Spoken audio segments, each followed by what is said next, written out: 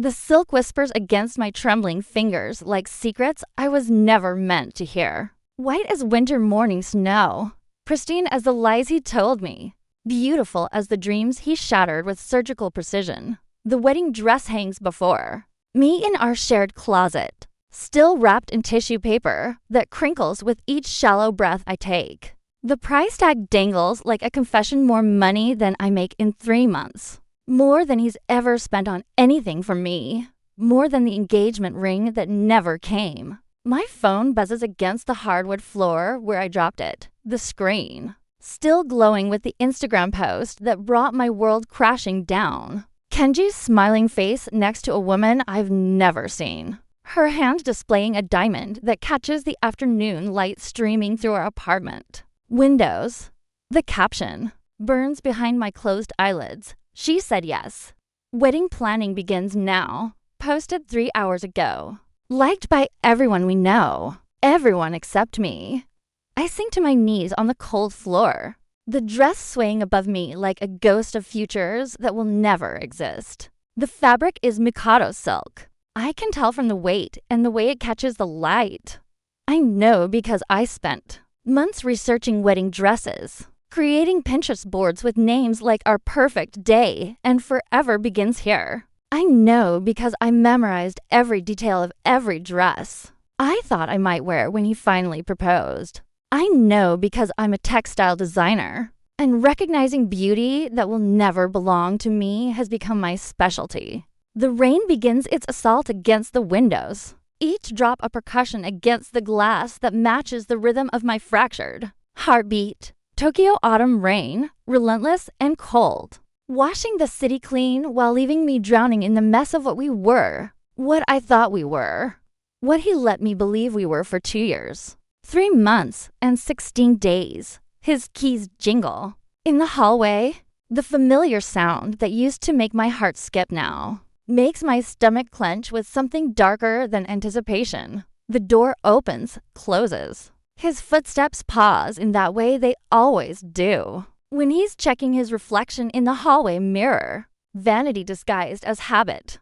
I should have seen the signs earlier. Should have noticed how he looked at himself more than he ever looked at me.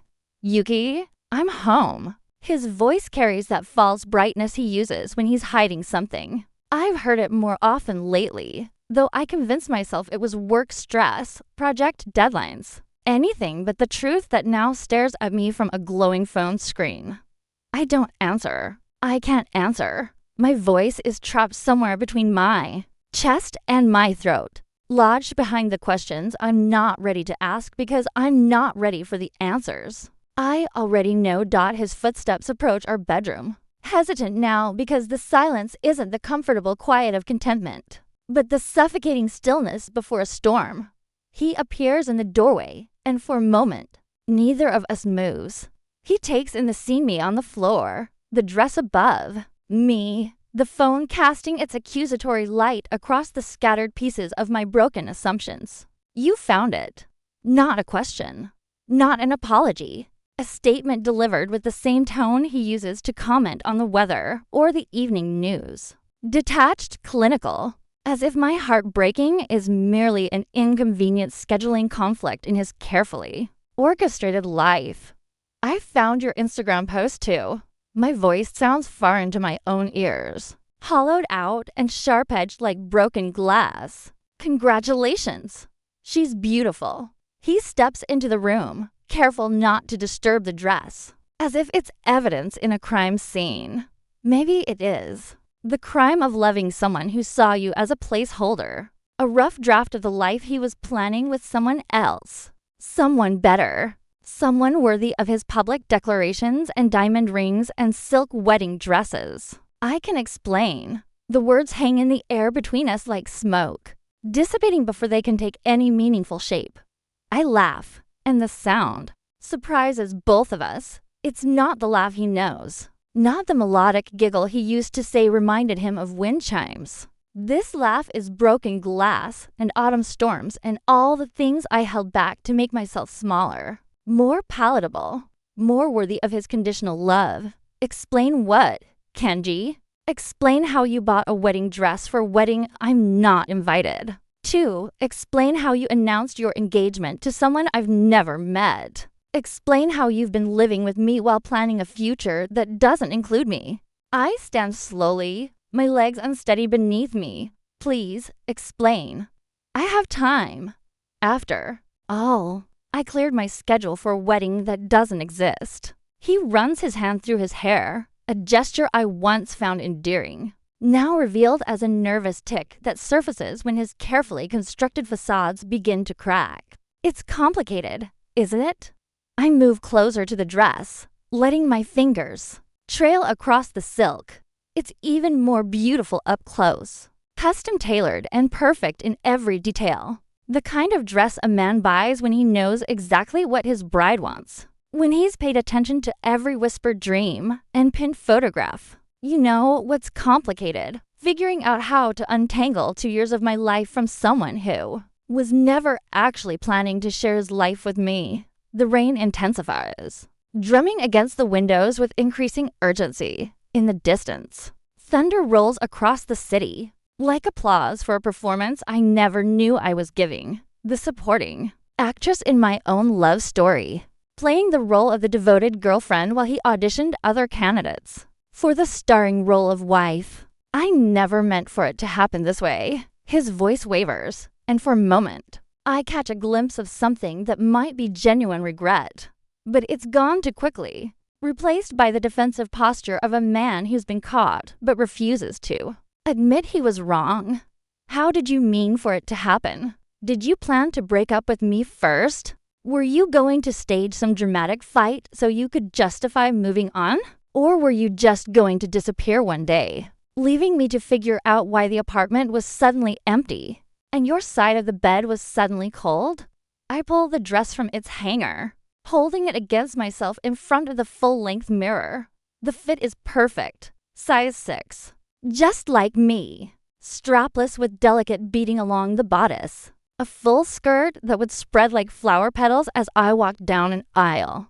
That was never meant for my feet. The irony cuts deeper than any betrayal. He knows my body better than I thought. Knows my taste well enough to choose something I would have loved, but doesn't know me well enough to understand that I deserve more than being his consolation prize. It looks perfect on you. His voice is soft, wistful, as if he's seeing something he lost rather than something he threw away. Does it? I turn to face him, the dress pressed against my body like armor made of silk and shattered dreams. Tell me, Kenji, when you bought this dress, were you thinking of me? Or were you thinking of her? The question hangs between us, sharp and unavoidable. He opens his mouth, closes it again, and in that moment of hesitation, I have my answer. The dress wasn't bought for me. It was bought for the woman I was supposed to be. The version of myself that was worthy of his love. The phantom bride who existed only in his imagination and would never be satisfied by the flesh and blood woman standing before him. I met her 6 months ago. The confession spills from his lips like water from a broken dam. Everything he's been holding back suddenly rushing forward in a torrent of truths I'm not prepared to hear. At the architecture conference in Kyoto, she's a city planner working on sustainable urban development. We started talking about design philosophy, about creating spaces that bring people together rather than keeping them apart. The irony is suffocating. While I spent my days designing beautiful textiles that would adorn strangers' homes and bodies, he was meeting someone who designs entire cities. Someone who thinks in terms of communities and connections while I think in terms of patterns and individual threads. Of course, he would be drawn to her vision of the world. Of course, my small-scale beauty would pale in comparison to her grand-scale impact. And you fell in love. I say it without bitterness, surprising myself. The anger is still there, burning, like coals in my chest. But beneath it is something else, a hollow understanding, a recognition of the way love works and doesn't work. The way it chooses us without consulting our schedules or our existing commitments. I tried not to. He steps closer, his hand reaching toward me before falling to his side.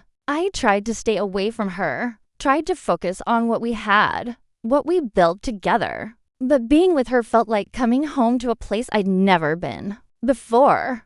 The poetry of his confession makes it worse somehow. I can see it the woman who talks about sustainable development and thinks in terms of decades. Rather than seasons, the woman who probably challenges his ideas and pushes him to think bigger, dream larger. The woman who represents growth and possibility while I represent comfort and familiarity. The safe harbor he was ready to leave behind for more adventurous waters. So why keep me around? I ask, genuinely curious now. Why not just break up? With me 6 months ago when you realized you'd found your soulmate. He struggles with this question, and I watch his internal debate play out across his face. The truth warring with kindness. Honesty battling with the desire to minimize damage that's already been done. Finally, he settles on something that might be both honest and kind, though it satisfies neither requirement completely, because I love you too. Just differently. Different. The word cuts through me like winter wind, precise and merciless. Love, but different. Love, but less. Love, but not enough to build a life on. Not enough to announce to the world. Not enough to deserve a silk wedding dress and a diamond ring and a future. That stretches beyond the comfortable boundaries of right now. I set the dress carefully on. The bed, smoothing the fabric with the same attention I give to my own designs. Beautiful things deserve care, even when they're not meant for us. Especially when they're not meant for us. Tell me about her.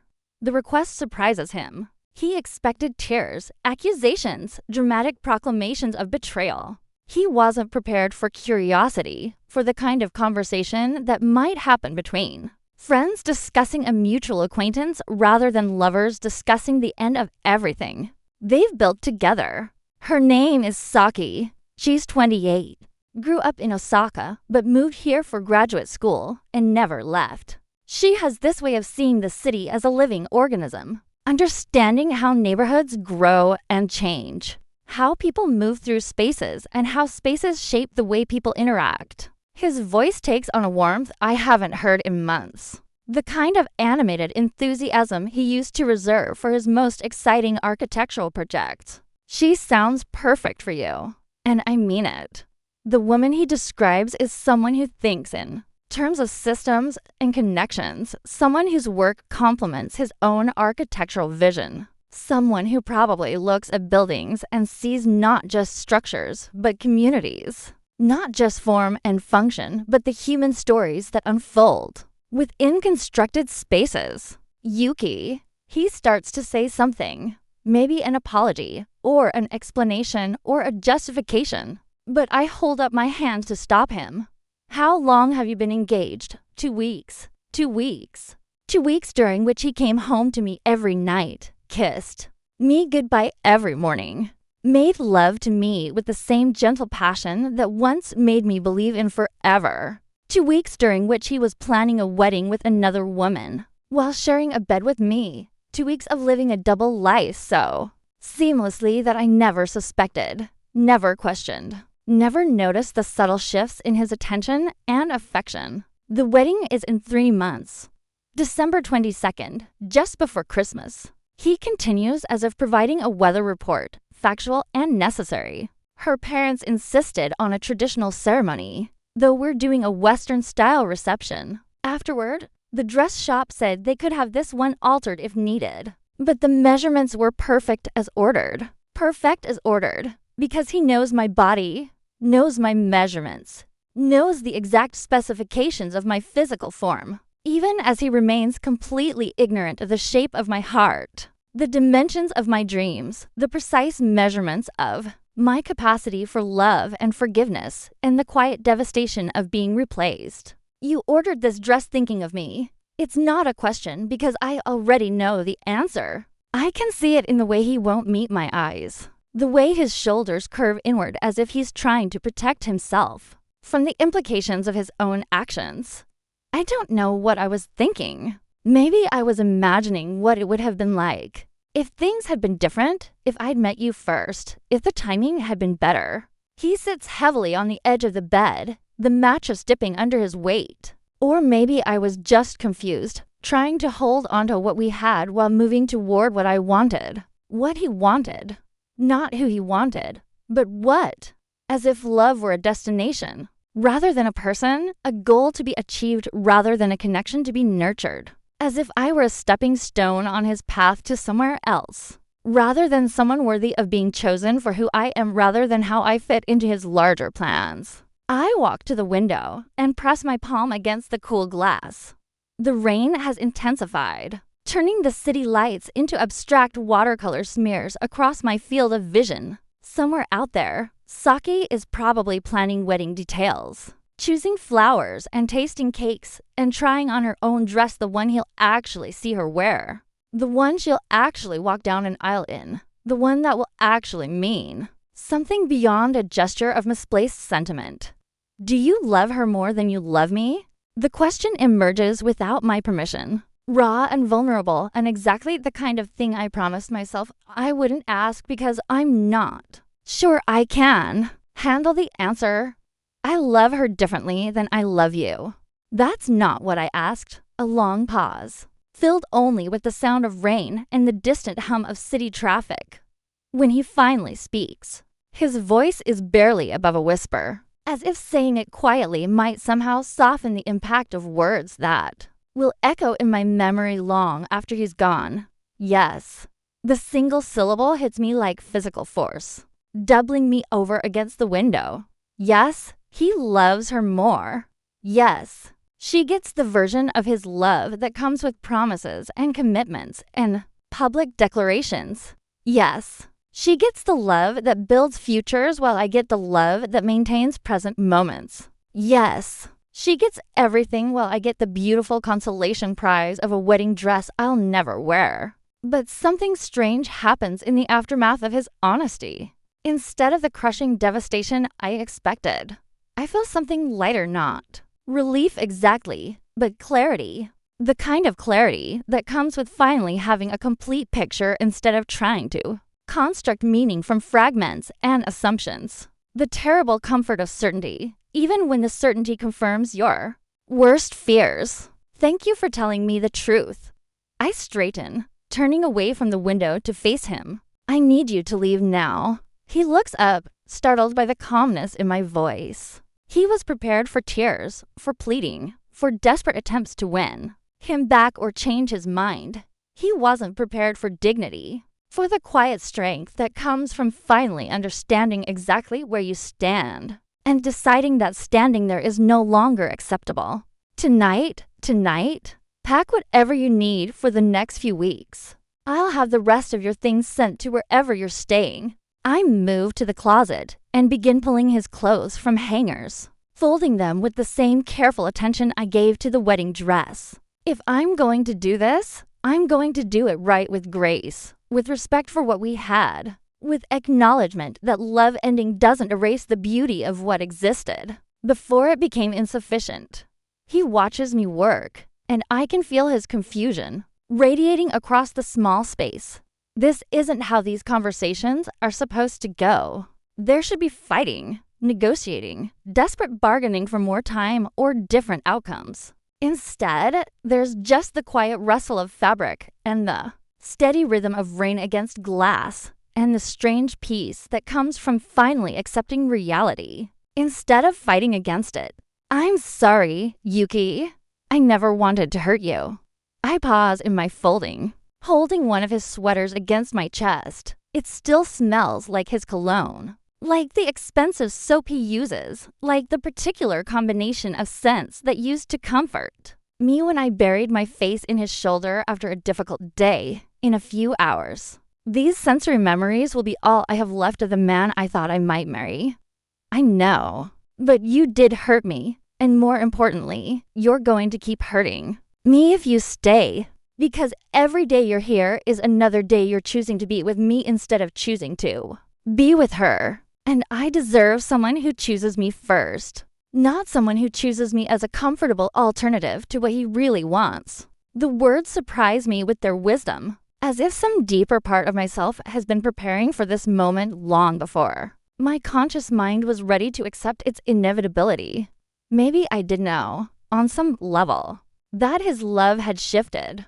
Maybe I felt the subtle changes in the way he touched me, looked at me, listened to me talk about my work and my dreams. Maybe I chose not to notice because confronting the truth meant confronting the end of everything familiar and safe. He stands and begins gathering his things, toiletries from the bathroom, chargers from the bedside table, the small personal items that accumulate over time and mark a space as jointly inhabited, rather than individually occupied. Each item he removes feels like a tiny amputation, a gradual erasure of the life we built in this apartment over 2 years of shared mornings and quiet evenings and the 1,000 small intimacies that create the illusion of permanence.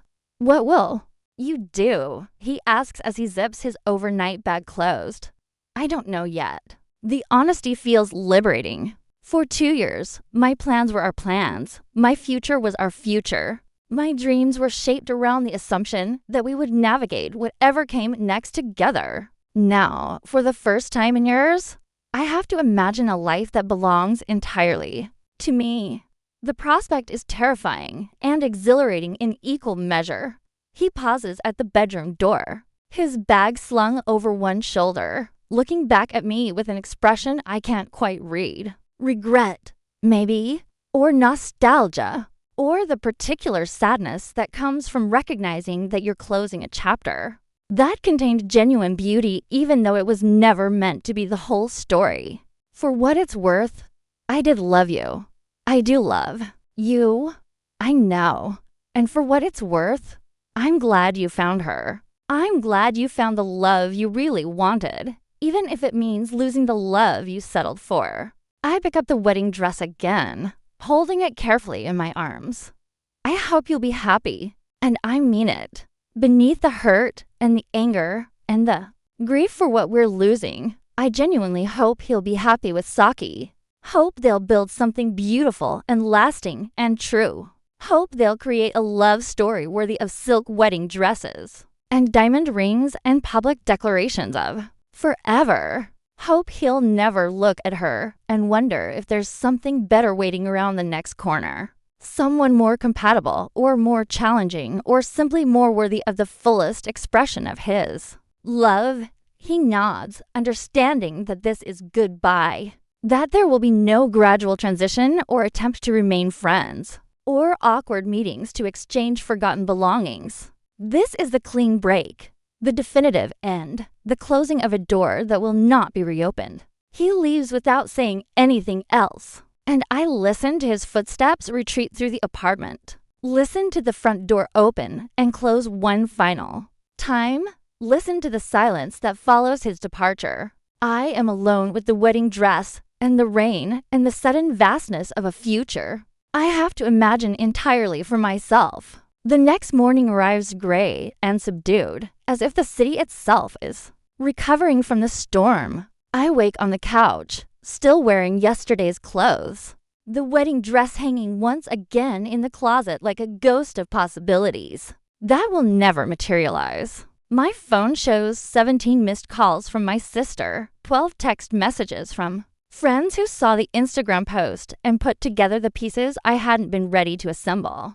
But I don't want to talk yet. I don't want to explain or analyze or accept the comfort and condolences of people who love me enough to be outraged on my behalf. Instead, I make coffee and stand at the kitchen window, watching the city wake up beneath a sky the color of old silver. Somewhere out there, Kenji is probably explaining to Saki why he had to leave his apartment unexpectedly, probably crafting a narrative that positions him as the victim of complicated circumstances, rather than the architect of deliberate deception.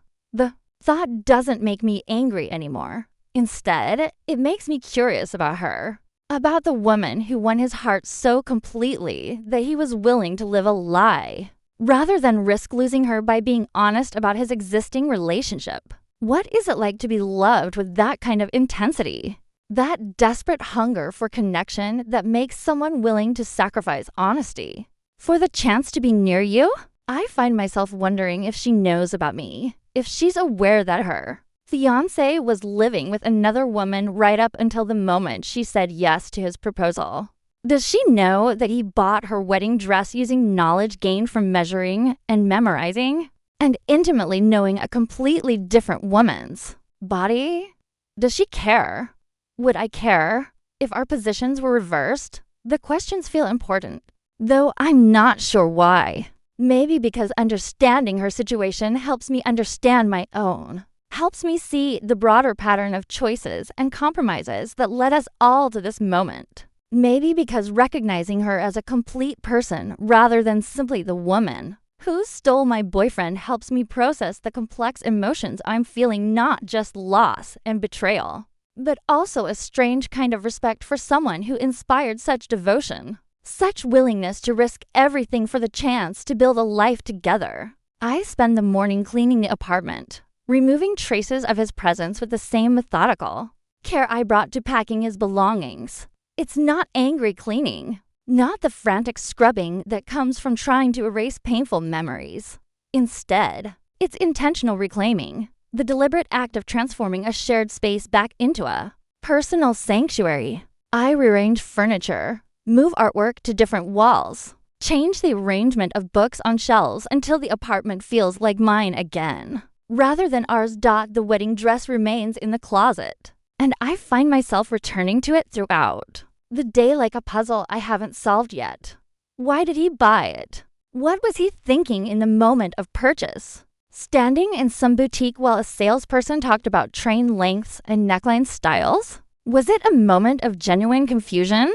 An impulse driven by guilt or nostalgia or the complex emotional tangle of loving two women simultaneously? Or was it something more calculating? A hedge against the possibility that his new relationship might not work out. Insurance that he could return to me with a grand gesture if his first choice rejected him. By evening, I've reached a decision that surprises me with its clarity. I'm going to find Saki, not to cause drama or create some confrontation straight out of a television melodrama. Not to warn her about Kenji's capacity for deception or try to win him back through jealousy or manipulation.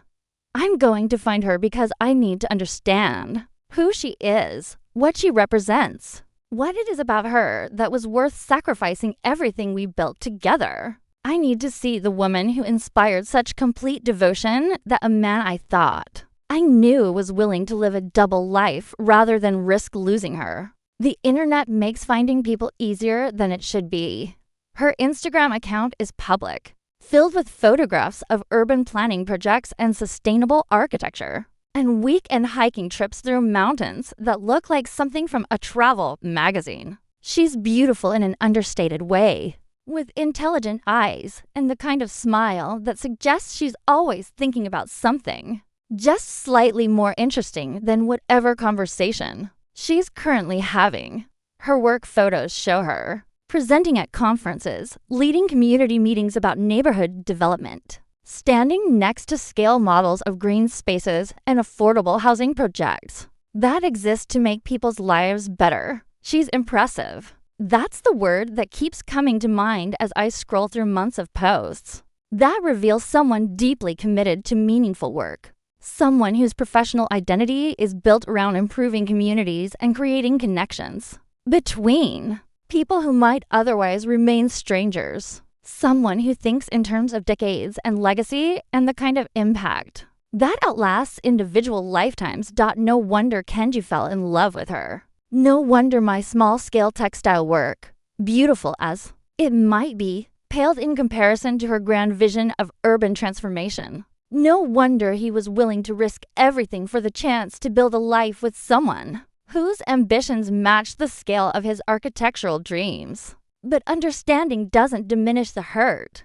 If anything, it intensifies the sense of loss. Because now I can see exactly what I was competing against. Exactly how insufficient my love was compared to the inspiration she provided. She didn't steal him from me, she simply offered him a version of himself that was larger, more ambitious, more worthy of the future he wanted to create. I find her office address on her company's website, a sustainable development firm in Shibuya, specializing in community-centered urban planning. The kind of place where people probably talk about paradigm shifts and holistic approaches, and the intersection of environmental responsibility and social justice. The kind of place where someone like me would feel immediately out of place, overwhelmed by conversations that span multiple disciplines, and assume a level of social consciousness I'm not sure I possess. But I'm going anyway. Tomorrow morning, I'm going to walk into her office and introduce myself as the woman her fiancé was living with. Until yesterday, the woman whose measurements he used to order her wedding dress. The woman who deserves to know whether she's marrying someone capable of the kind of sustained deception that allows a person to maintain two relationships simultaneously, without either woman suspecting the existence of the other. That night, I dream about weddings not the traditional white dress, church aisle, exchanged vows version of weddings, but something stranger and more symbolic. I dream about being fitted for a dress that keeps changing as I watch in the mirror, transforming from silk to cotton to something that might be made of water or light, or the substance of dreams themselves. I dream about walking down an aisle that stretches infinitely in both directions, never reaching an altar or a groom or any kind of destination. I dream about saying vows to someone whose face I can't see, promising to love and honor and cherish someone who remains perpetually just out of focus. I wake before dawn, my sheets damp with sweat and my heart racing with the particular anxiety that comes from dreams that feel more real than memory. The wedding dress hangs in the closet, visible from the bed, a constant reminder of promises that were never made and futures that were never intended for me. But this morning, instead of seeing it as a symbol of rejection or replacement, I see it differently. It's beautiful. It's expensive. It's exactly the dress I would have chosen for myself if I'd ever had the opportunity to choose. And it's mine, purchased with money he spent while thinking of my body, my taste, my theoretical. Happiness on a theoretical wedding day. Why shouldn't I wear it? The idea arrives fully formed, as if it's been waiting in my subconscious for the right moment to surface. I'm going to wear the wedding dress to meet Saki, not as some elaborate revenge scheme or dramatic gesture of confrontation, but as an act of reclaiming something that was bought with me in mind, something that belongs to me more than it belongs to anyone else. I'm going to walk into her office wearing the dress her fiancé bought, while thinking of another woman. And I'm going to tell her the truth about who he is and what he's capable of. And then I'm going to leave with my dignity intact and my conscience clear. It takes me an hour to put the dress on properly, to figure out the complicated construction of the bodice and the way the skirt is designed, to fall in perfect folds around my feet. It fits like it was made for me, because in a very real sense, it was made for me. The silk feels cool against my skin, substantial and luxurious in the way that only truly expensive fabric can feel. The beading catches the morning light streaming through the bedroom windows, throwing tiny rainbows across the walls like promises of beauty that exist independent of the context that created them. I look beautiful. That's not vanity speaking its simple recognition of the way the dress transforms my ordinary body into something elegant and striking and worthy of second glances. I look like a bride, like someone worthy of being chosen and celebrated and promised forever. I look like someone who deserves better than being a placeholder in someone else's love story. The subway ride to Shibuya feels surreal, as if I'm traveling through a dream where wedding dresses are appropriate attire for morning commutes. And confronting your ex-boyfriend's fiancé is just another item on your daily to-do list. Other passengers stare, though they try to be subtle about it, probably wondering if I'm headed to my own wedding or running away from one, or participating in some elaborate performance art piece about love and commitment and the arbitrary nature of romantic promises. I catch my reflection in the train windows and feel a strange kind of power in the image. Not the desperate power of someone trying to win back what she's lost, but the quiet power of someone who has finally decided to tell the truth regardless of the consequences. The power of someone who has nothing left to lose and everything to gain from honesty. Saki's office building is everything I expected: sleek glass and steel, designed to suggest innovation and forward thinking, and the kind of professional environment where world-changing ideas are generated daily. The lobby is filled with the muted conversations of people who think in terms of quarterly projections and paradigm shifts. People whose work has the potential to affect thousands of lives, rather than simply creating beautiful objects for individual enjoyment. The security guard looks confused when I ask for Saki Yamamoto, probably wondering if this is some elaborate wedding-related delivery or publicity stunt. But he calls upstairs, speaks quietly into his headset, nods in response to whatever he hears through his earpiece. 15th floor, suite 1520. The elevator is just around the corner to your right. The elevator ride feels endless, each floor a checkpoint in a journey toward a conversation I've rehearsed a dozen different ways, but no will unfold according to its own unpredictable logic. What do you say to the woman your boyfriend left you for? How do you introduce yourself as the ghost of relationships past? The woman whose measurements were used to purchase her wedding dress. The living reminder that the man she's planning to marry is capable of compartmentalizing his emotional life in ways that would probably horrify her. If she truly understood the implications, the elevator doors open, and I step into a hallway lined with glass-walled conference rooms where people in business casual clothing are engaged in intense discussions over architectural drawings and city planning maps. This is her world serious, impactful, focused on making meaningful differences in people's lives. It's impressive and intimidating, and completely different from the smaller scale aesthetic concerns that dominate my own professional life. Suite 1520 has Saki's name on a small placard next to the door. I pause for a moment, my hand raised too. Knock, wondering if I'm about to make a terrible mistake. But the wedding dress rustles around my legs, reminding me why I'm here. Reminding me that I deserve better than being someone's secret, someone's fallback option, someone whose existence is hidden away like evidence of a crime. I knock.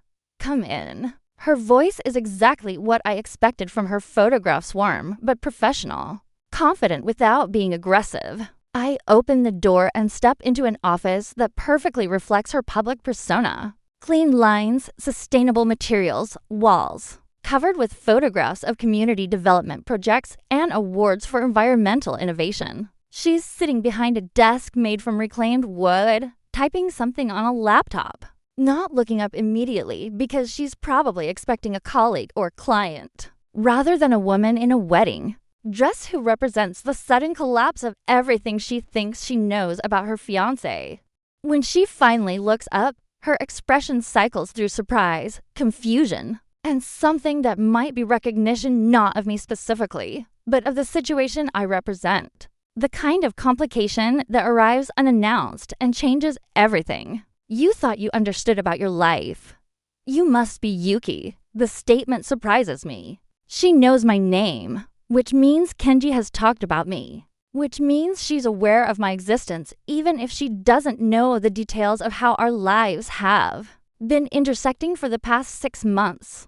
The question is how much she knows, how much she's chosen to ignore, how much she's been willing to overlook in order to preserve the fantasy of uncomplicated new love. You know who I am.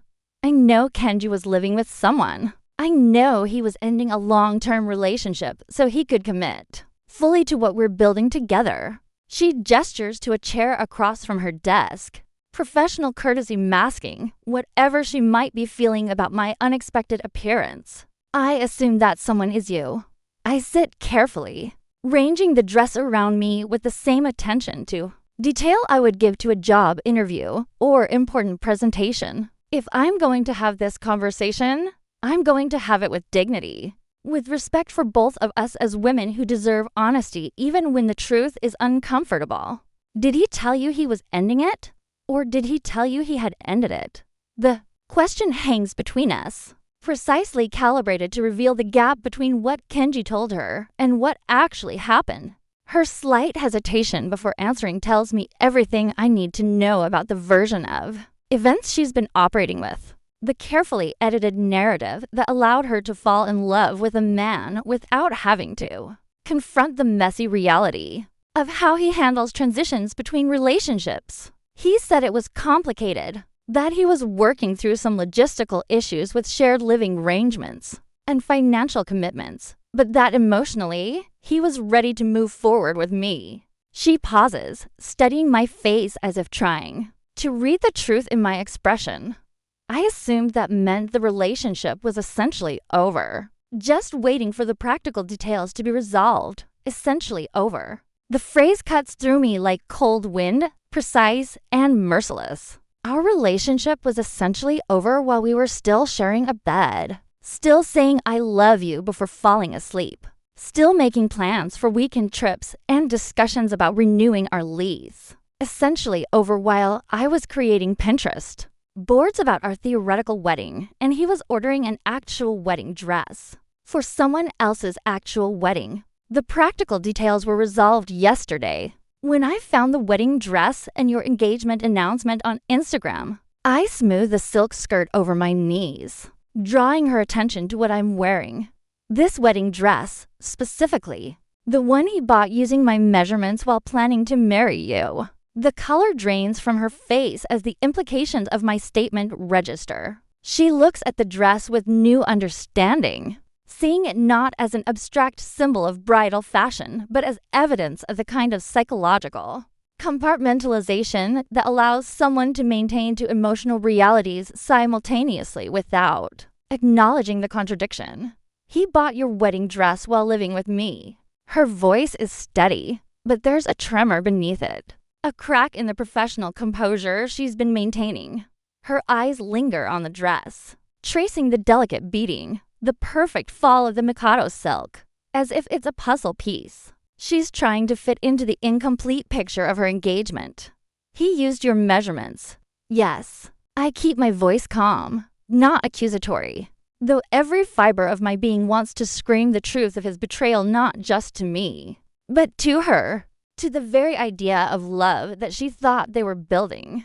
He bought this dress 6 weeks ago, according to the receipt I found tucked into the tissue paper. 6 weeks ago, when he was still coming home to me every night, still letting me believe we had a future together. Saki leans back in her chair, her hands folding tightly in her lap, knuckles whitening as she processes the information. The office feels smaller now, the air heavier with the weight of unspoken questions and half-formed realizations. The photographs. On her walls, vibrant images of community gardens, eco-friendly housing projects. People smiling in spaces she helped create seem almost mocking in their optimism. Her world is built on connection and trust, and now I've walked in wearing a wedding dress that threatens to unravel it all. Did you know? I ask, the question slipping out before I can second-guess it. Did you know he was still living with me, still acting like my partner, while he was proposing to you?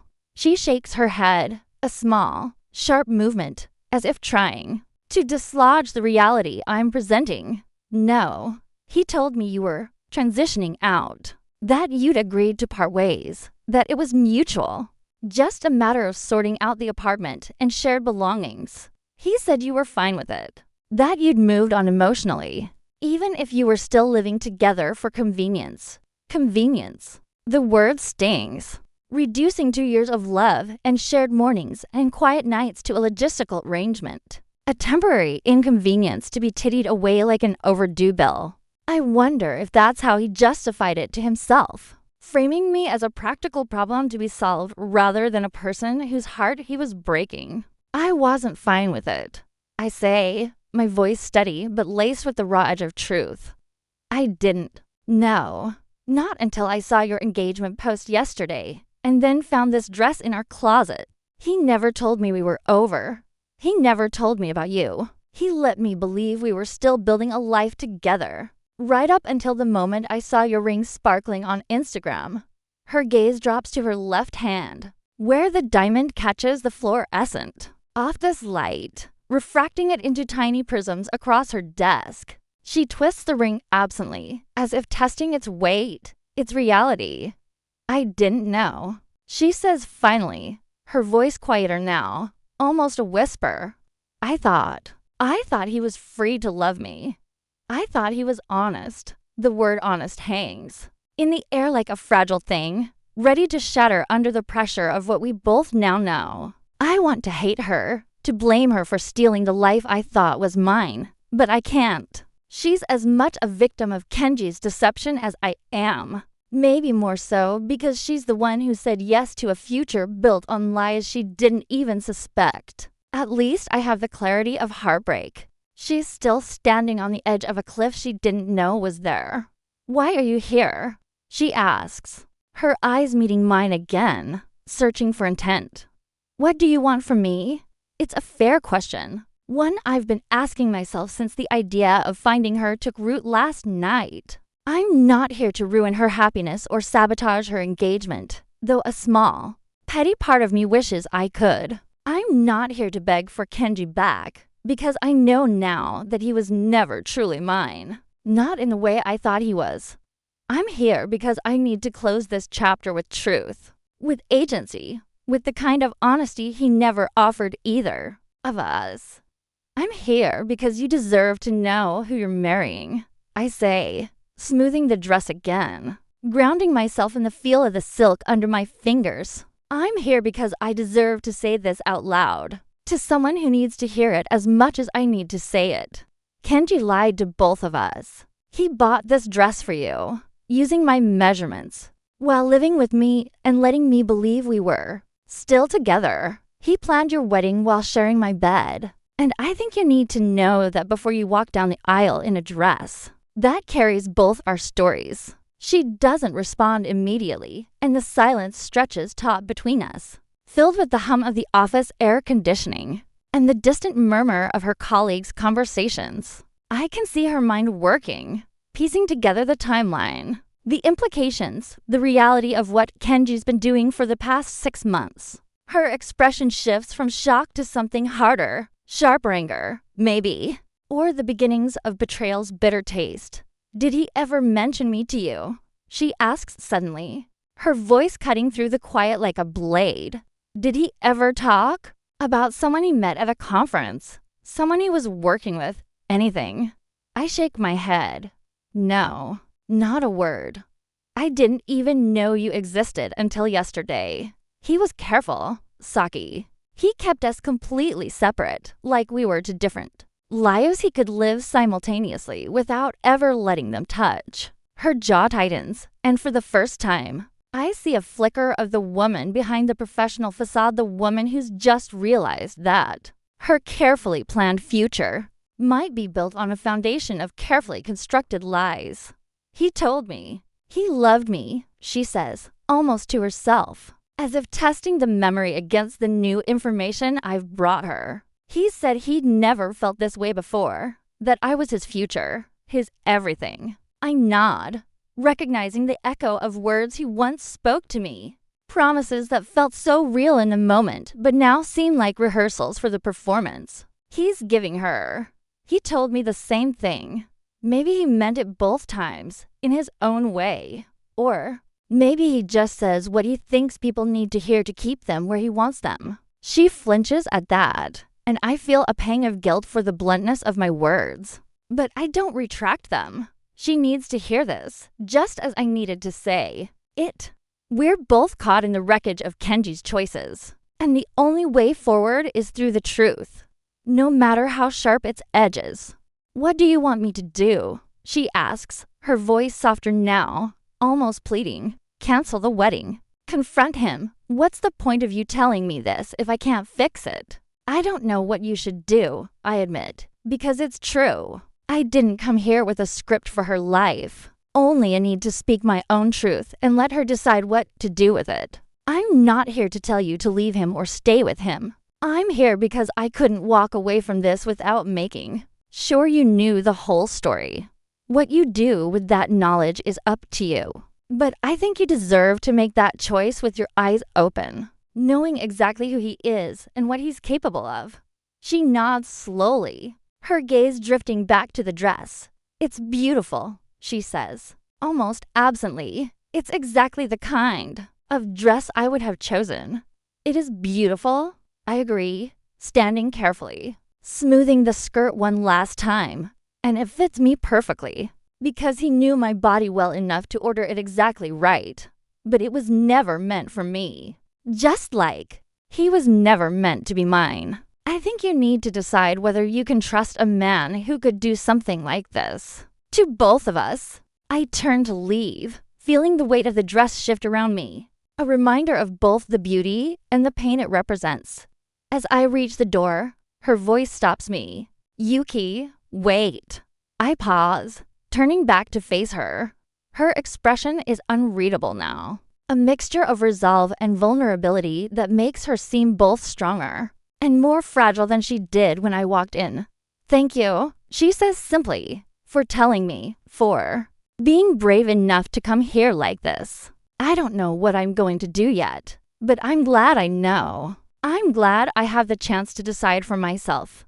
I nod, a small smile tugging at the corners of my mouth despite the ache in my chest. Take care of yourself, Saki. You deserve someone who chooses you completely without secrets or compromises. She doesn't respond, but her eyes hold mine for a moment longer, and in that shared gaze, I feel a strange kind of kinship, not friendship exactly, but a mutual understanding born of being two women caught in the same man's deception, each of us navigating the fallout in our own way.